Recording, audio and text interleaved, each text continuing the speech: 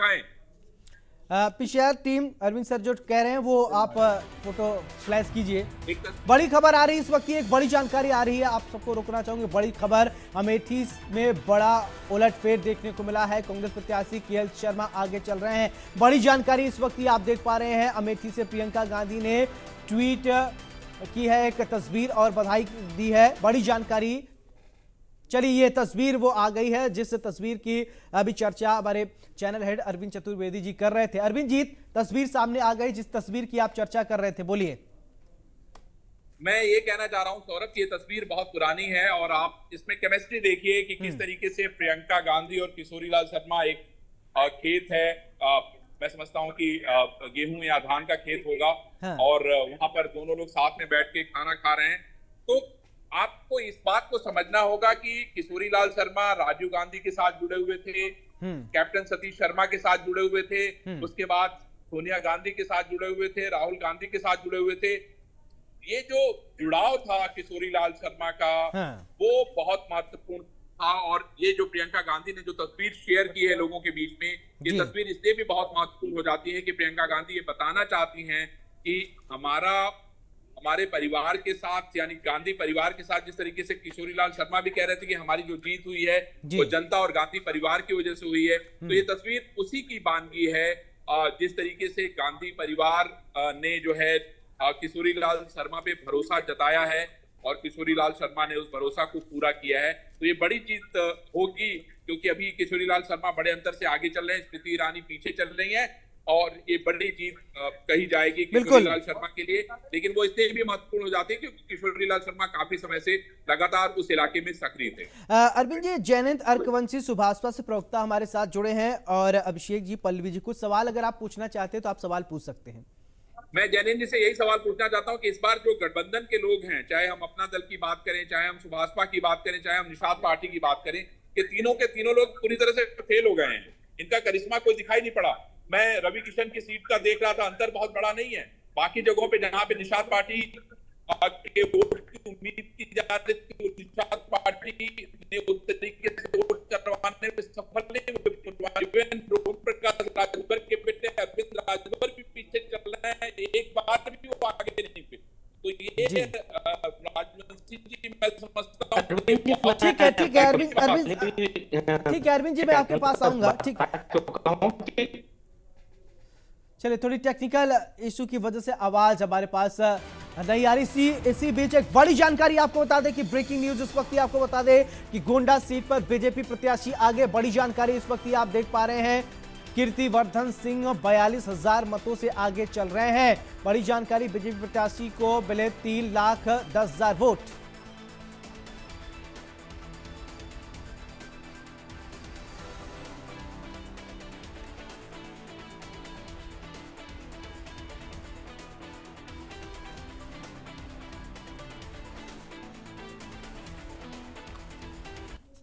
तो रविदास मल्होत्रा सपा प्रत्याशी से हमारे सहयोगी ने खास बातचीत की है, क्या कुछ कहा है, चलिए आपको सुनवाते हैं।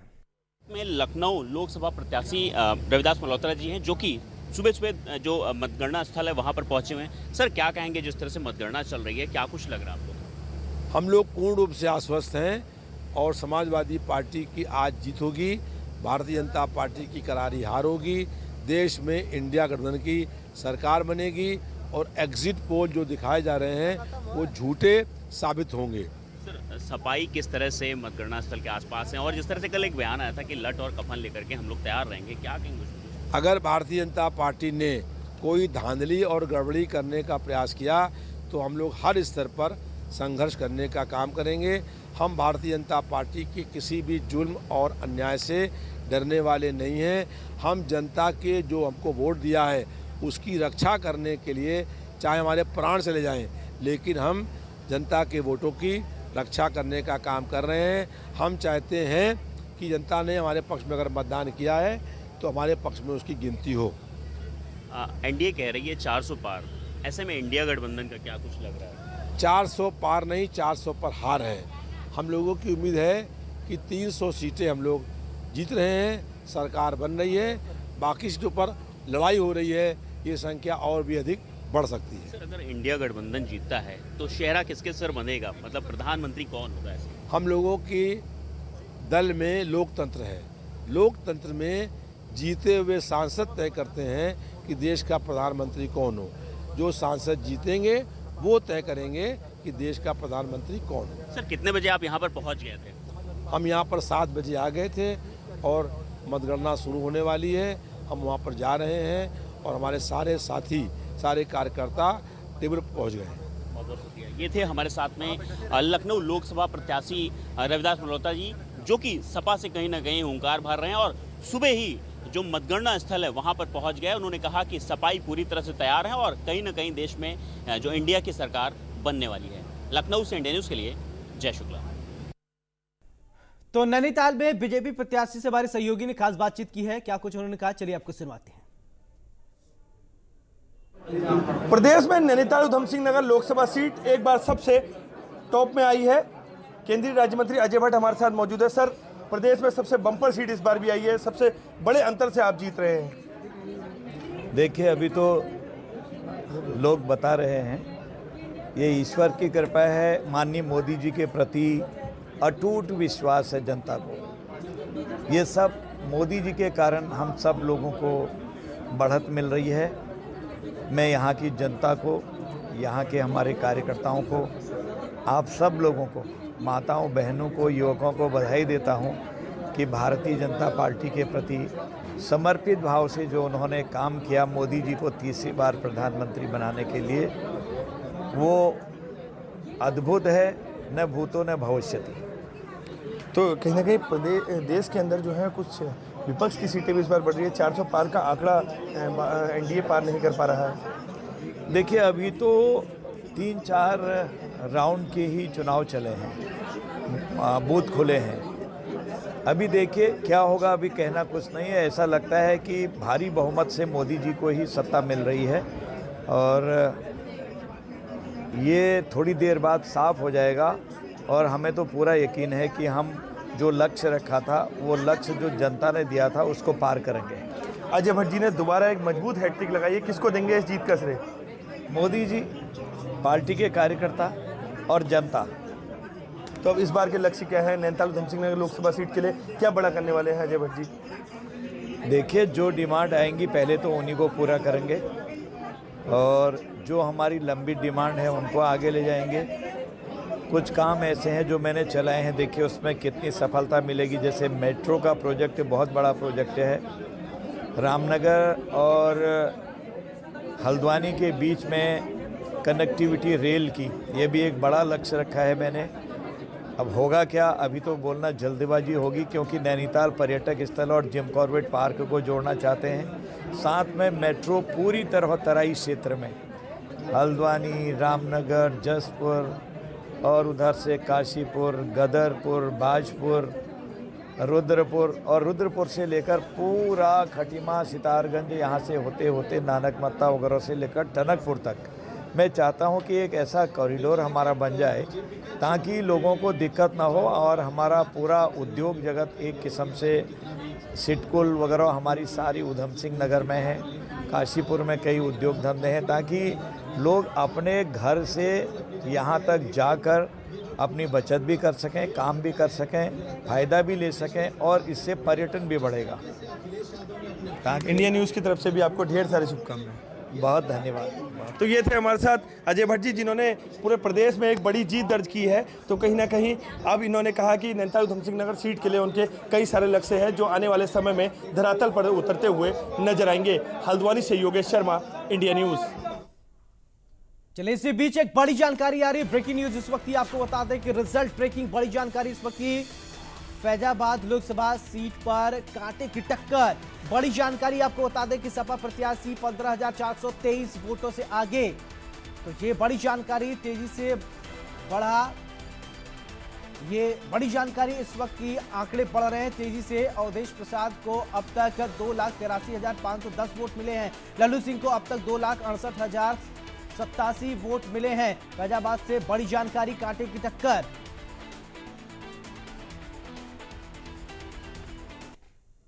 एक और बड़ी जानकारी आ रही है इस वक्त की। बड़ी जानकारी रिजल्ट ब्रेकिंग आपको बता दें कि बड़ी खबर आप देख पा रहे हैं, डुमरियागंज सीट पर बीजेपी आ गई। बड़ी जानकारी, जगदम्बिका पाल 19,000 वोट से आगे। ये बड़ी जानकारी आप देख पा रहे हैं। 2,49,608 वोट मिले हैं अभी तक। सपा प्रत्याशी को 2,30,338 वोट मिले हैं। बड़ी जानकारी, बीएसपी प्रत्याशी नदीम मिर्जा को 18,720 वोट मिले हैं। डुमरियागंज सीट पर बीजेपी आगे। ये बड़ी जानकारी इस वक्त आपको बता दें। जगदम्बिका पाल 19,000 वोट से आगे चल रहे हैं। बड़ी जानकारी जगदम्बिका पाल। चलिए अब बात कर लेते हैं टैली के बारे में। आपको बता देते हैं कि आपकी टीवी स्क्रीन पर left right up and down जो टैली दिख रहे हैं उसको हम आपको बता रहे हैं। हमारे साथ खास पैनल हमारे साथ जुड़ा हुआ है। पल्लवी सिंह जी हमारे साथ है, अभिषेक वाजपेयी सपा से हैं, जयंत अर्कवंशी जी हमारे साथ हैं, रोहित अग्रवाल जी आरएलडी से हमारे साथ हैं। तो पल्लवी जी, मैं आपसे जानना चाहता हूं कि जो टैली है अभी फिलहाल अप्स एंड डाउन हो रहे हैं, अभी तक हम इस पर पुख्ता तौर पर नहीं कर सकते, लेकिन उत्तर प्रदेश की बात करें तो एनडीए 34 पे और इंडिया अभी 45 पे है। इस टैली पर एक बार कमेंट कीजिए हमारे, फिर इसके बाद हम चर्चा को आगे बढ़ाते हैं। देखिए, अभी काफी समय बाकी है, तो अभी बहुत ज्यादा हम परिणामों पे नहीं बोल सकते हैं। जी। हाँ, बिल्कुल कांटे की टक्कर आप कह सकते हैं कि समाजवादी पार्टी के साथ हमारी चल रही है। इनकी गठबंधन नहीं कहूंगी मैं कि समाजवादी एक तरफा समाजवादी पार्टी के साथ ही चल रही है। और इसमें अभी परिवर्तन होंगे क्योंकि हमारी सीटें अभी कुछ बढ़ेंगी। अभी बहुत समय बाकी है। जैसे डुमरियागंज में आपने देखा, कुछ थोड़ी देर पहले देखा होगा, स्टार्टिंग में वो पीछे चल रहे थे, बट इसके बाद से वो आगे आगे ही चल रहे हैं। जगदम्बिका पाल जी की बात करूं यदि मैं जी तो अभी सीटें थोड़ी परिवर्तित होगी। और बाकी देश में यदि अब देश की बात कर रहे हैं तो पूर्ण बहुमत के साथ भारतीय जनता पार्टी की सरकार दोबारा आ रही है। और इसी के अनुसार जो इलेक्शन कमीशन की जो साइट है उसके अनुसार अभी 299 सीटें दिख रही हैं जो एनडीए की है। और बीजेपी की भी अकेले की 245 सीट की तरफ 243 से 45 ये वेरी कर रही है, बट ये बढ़ेगी और पूर्ण बहुमत लेकर आप देखेंगे 4 बजे के बाद इसमें चेंजेस बहुत सारे आने वाले। अच्छा, ठीक है।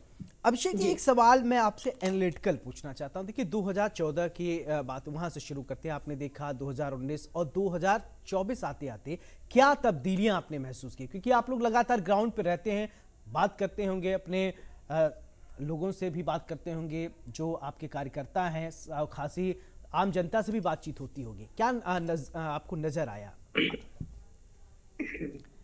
देखिए, बात यहाँ पे तब्दीली की नहीं है। बात यहाँ पे ये है कि जनता के मुद्दे, और मानिए कि हमेशा से जनता के मुद्दों पर बात करते हैं, जनता के मुद्दों को ही लेकर के आगे बढ़ते हैं।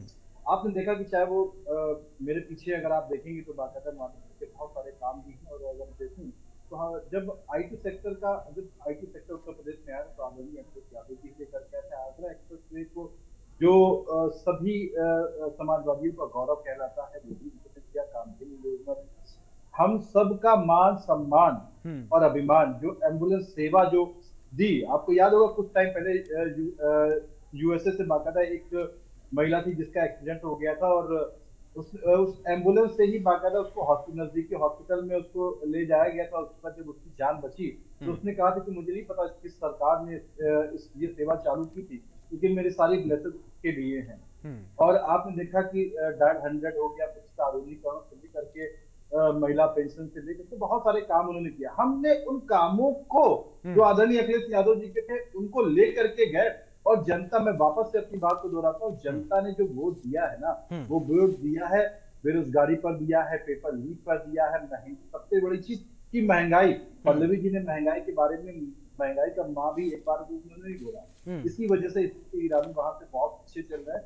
लेकिन खैर, ये तो चुनाव है, कभी आगे कभी पीछे चलता रहता है। और जब हम जीत पे, मैं आऊंगा पल्लवी जी आपके पास, अभी सुन लीजिए। एक प्रश्न मेरा है, ठीक है। अभी कल तक आपने देखा था डीएम पर आरोप लग रहे थे कि 150 डीएम को फोन गया, ये वो। आज मैं पूछना चाहूंगी अभिषेक जी से कि आपका इस पे क्या कहना है। और दूसरा ये पूछना चाहूंगी, 4 बजे के बाद जब पूरे नतीजे आ जाएंगे, या शाम के चलिए 7 बजे तक पहुंच जाइए, उसके बाद नतीजे आपके पक्ष में तो नहीं आते दिख रहे हैं, ना आएंगे, तो ये बताइए फिर आप लोग ईवीएम को लेके क्या कहेंगे? ये 2 क्वेश्चन है मेरा, जरा उत्तर दीजिए। हम तो देखिए इलेक्शन कमीशन पे अभी भी हम सवाल उठा रहे हैं, और ईवीएम पे तो जाहिर सी बात है अभी भी हम उठा रहे हैं। मैंने कहीं पे भी गुरेज नहीं किया। और जब ईवीएम की बात आती है, जो ईवीएम का जनक था शेख जी, आपकी सीटें रुझान आ रहे हैं, आप कैसे इलेक्शन सवाल उठा सकते हैं? This is absolutely wrong. This is the scene. अच्छा, This is your point of view. This is your point of view. This is the way you create false narrative among people. This is the way. नहीं, कोई बात नहीं, हो सकता है and your party is already everybody knows narrative setter party. तो अभी तो सिर्फ इतना ही चीज है, बाकी चीजें आगे आने समय पे मैंने इसीलिए अपने शब्दों में बार-बार कह रहा हूँ कि जब तक कि हम चीट का सर्टिफिकेट हासिल ना This is indicating that by the end of the day you will say that he ठीक है पल्लवी जी, ठीक है पल्लवी जी। बड़ी खबर आ रही है इस वक्त, आपको बता दें कि बड़ी जानकारी इस वक्त आपको बता दें कि गाजीपुर सीट पर सपा प्रत्याशी आगे। बड़ी जानकारी इस वक्त की 18वें राउंड में सपा प्रत्याशी 72,000 वोट से आगे चल रहे हैं। अफजाल अंसारी को मिले 3,31,118 वोट। बीजेपी प्रत्याशी को मिले हैं 2,58,975 वोट। बड़ी जानकारी, बीजेपी को बढ़त भी। चले ठीक है, अभिषेक जी आप कुछ कह रहे थे, समाजवादी पार्टी को अभी बढ़त मिले हैं, ब्रेकिंग मैंने पढ़ा, अपनी बात को आप कंप्लीट कीजिए। मैंने पहले भी कहा कि देखिए भारतीय जनता पार्टी को कहूँ कभी भी कुछ भी कर सकती है। मैं तो खुद भी कह रहा हूँ, तारीफ कर रहा हूँ, क्योंकि वो चुनाव है, चुनाव पे हम तो प्रश्न चिन्ह उठा रहे हैं और अभी तक उठाते हैं। लेकिन माननीय जी की ठीक है अभिषेक जी, मेरे हर एक ब्रेकिंग पढ़ने के बाद मैं आप वापस आता हूँ, देखता हूँ आपका चेहरा खिल उठ रहा है, आप मुस्कुरा दे रहे हैं ब्रेकिंग पढ़ने के बाद। चलिए ठीक है, अच्छी बात है। जैनेन जी आप कुछ कहना चाह रहे थे, बोलिए। देखिए हुआ कुछ नहीं है, जनता एंटी इनकम्बेंसी की वजह से वोट कर दिया है, क्योंकि यही नारे मैं आपको याद दिलाता हूँ 2017 में, 2019 में, 2022 में ग्राम पंचायत चुनावों में, नगर निकाय चुनावों में ये लगाते थे और जनता ने इन्हें इतनी बुरी तरह रिजेक्ट किया कि आते आते 2019 अभिषेक जी बोलने दीजिए। देखिए अभिषेक जी अपने बारे में बोलिए प्लीज। ठीक है भाई, आप वरिष्ठ हैं, मर्यादा रखिए। मैंने देखा इन्होंने कभी इंटरप्ट नहीं किया। ठीक है, 2019 में 5 सीटों पे सिमट गई समाजवादी पार्टी, लेकिन क्या होता है कि धीरे धीरे जनता कुछ इस तरह से मन बना लेती है कि बहुत हो गया, दूसरे को भी ट्राई करना चाहिए, क्या वो इससे बेहतर कर सकते हैं, तो इस वजह से वोट एंटी इनकम्बेंसी उत्पन्न होती है। तो उसी वजह से इनको वोट मिला है, वरना इनका कोई भी ऐसा कार्य नहीं था। इन्होंने जो 2012-17 तक सरकार चलाई, ऐसा चले अभिषेक जी मैं आपके पास आऊंगा, लेकिन इससे पहले एक बड़ी जानकारी आ रही है। तो बड़ी जानकारी इस वक्त की आपको बता दें कि गाजीपुर सीट से सपा प्रत्याशी आगे। बड़ी जानकारी इस वक्त की, सपा प्रत्याशी सुनीता वर्मा 4,142 वोटों से आगे, गाजीपुर सीट पर सपा प्रत्याशी आगे। ये बड़ी जानकारी इस वक्त आप देख पा रहे हैं। बड़ी जानकारी, ब्रेकिंग न्यूज इस वक्त की। मेरठ से अरुण गोविल पीछे हो गए हैं, बड़ी जानकारी इस वक्त की। तो ये बड़ी जानकारी, मेरठ से अरुण गोविल पीछे चल रहे हैं। चलिए चर्चा पर वापस चलते हैं। जैनेन जी आपकी बात पूरी नहीं हो पाई थी, बीच में बड़ी ब्रेकिंग आ गई थी, इसलिए आपको रोकना पड़ा था। अब आप अपनी बात कंप्लीट कीजिए। नहीं, मैं यही बता रहा हूं कि जनता ने केवल चेंज करने के मकसद से इनको वोट दिया है, वरना 2012-17 का समय आप याद कीजिए, 1 डिस्ट्रिक्ट 1 माफिया की पॉलिसी चल रही थी। शराब माफिया था, जमीन माफिया था, चाहे अलग अलग तरह के जो भी शिक्षा में नकल माफिया बैठा हुआ था। लगभग 25 भर्तियों पे हाई कोर्ट ने रोक लगाई इनके समय में। ठीक है, जो उत्तर प्रदेश लोक सेवा आयोग के अध्यक्ष थे, उच्चतर शिक्षा सेवा आयोग के अध्यक्ष और माध्यमिक शिक्षा सेवा आयोग के अध्यक्ष, तीनों को हटाया गया, चाहे अनिल यादव हो या 2 और लोग थे। तो हाई कोर्ट के कहने पर हटाया गया उनको। क्यों हटाया गया? क्योंकि शिक्षा में नकल माफिया व्याप्त था, या आरक्षण को दरकिनार करके एक ही जाति से सभी पदों को भरा जा रहा था। तो ऐसी बहुत सी विसंगतियां थी और गुंडा राज तो इस तरह से व्याप्त था कि अभी लगभग 2.5 साल पहले मुझे याद है, माननीय राम गोपाल जी मुख्यमंत्री से मिलने गए रामेश्वर यादव जी के संदर्भ में कि उनको जेल ना हो, जबकि वो जेल में थे। उनको जेल से बाहर निकलवाने के लिए, रामेश्वर यादव जी बहुत बड़े भूमाफिया हैं। ठीक, तो ये इनकी एक कार्यशैली रही है। इरफान सोलंकी को अभी जेल हुई है, ठीक है, मारपीट के इल्जाम में और बाकी चीजों में। इरफान सोलंकी कौन नहीं जानता है कि कितने बड़े भू माफिया हैं। तो यही आजम खान जी एक तरह से भू माफिया हैं। जो मैं एक ही उदाहरण दे देता हूँ, जौहर यूनिवर्सिटी है, उसमें अल्पसंख्यकों की जमीन लूट के वो जमीन पर कब्जा करके वो जौहर यूनिवर्सिटी बनाई जा रही थी, और जो 89 मुकदमे हैं उसमें से आधे से ज्यादा तो अल्पसंख्यकों के मुकदमे हैं उसमें। तो आजम खान जी भी अपने आप में एक माफिया ही है। यादव सिंह वाला प्रकरण याद हो आपको, रामवृक्ष यादव वाला प्रकरण याद हो मथुरा का, तो वो भी आप से अछूता नहीं है। ठीक, राम गोपाल यादव जी का नाम आया, उसमें शिवपाल यादव जी का नाम आया। दोनों ही मामलों में, चाहे रामवृक्ष यादव का हो चाहे नोएडा वाले यादव सिंह का मामला हो, दोनों में ही दोनों लोगों का नाम, दोनों चाचाओं का नाम आया।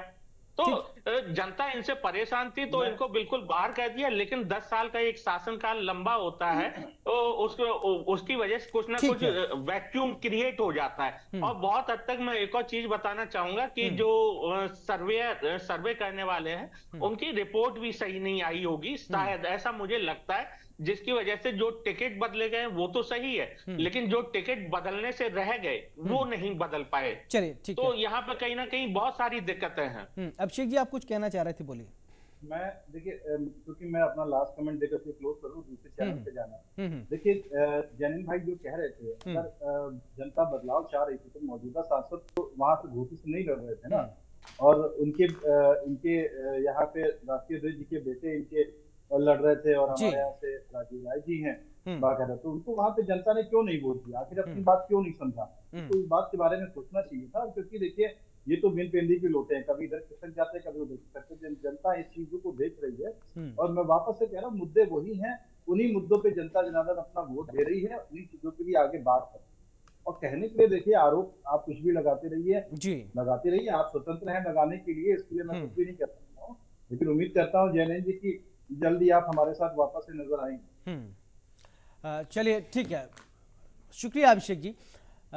पल्लवी जी, मेरा सवाल आपसे कि जिस तरीके से अभी, ठीक है जैनैन जी आप कुछ कहना चाह रहे थे, अपनी बात कंप्लीट कीजिए, फिर मैं आपके पास आता हूं। जी, हाँ 10 सेकंड में कंप्लीट कर देता हूं कि जैसे हमारे सपा के भाई ने कहा कि बिन पैंदी के लोटे, तो बिन पैंदी के लोटे देखिए वो होते हैं, मैं बताता हूं आपको। मुलायम सिंह यादव जी कांग्रेस का विरोध करके समाजवादी पार्टी बनाए, सत्ता में आए, फिर कांग्रेस के साथ 2017 में साथ में आ गए, फिर कांग्रेस से अलग हो गए, फिर उन्होंने गठबंधन किया कांग्रेस के साथ, लेकिन मध्य प्रदेश में जाके कह रहे थे कि नहीं कांग्रेस को वोट मत दीजिएगा, बड़ी वैसी पार्टी है लोगों के वोट लेके काम नहीं करती है। फिर लोकसभा चुनाव आते ही बोले कि हम दोनों भाई दो लड़कों की जोड़ी और फलाना ढिकाना, तो इसे बिन पैंदी का लोटा कहते हैं। हमारा नैसर्गिक गठबंधन भाजपा के साथ था, भाजपा के साथ से कुछ मतभेद उभरे जिसकी वजह से अलग हुए, सपा के साथ केवल 6 महीने को गए थे, और उसके बाद सपा ने खुद ही हमको बाहर निकाला था 22 जुलाई। चलिए जैनैन जी बहुत बहुत शुक्रिया आपका, पल्लवी जी आपका बहुत बहुत शुक्रिया, अभिषेक जी हमारे साथ जुड़े थे उनका भी बहुत बहुत शुक्रिया, रोहित जी जुड़े थे बहुत बहुत शुक्रिया। तो अब नतीजे अब सामने आ रहे हैं, अगर टैली पे आप नजर दौड़ाए तो 293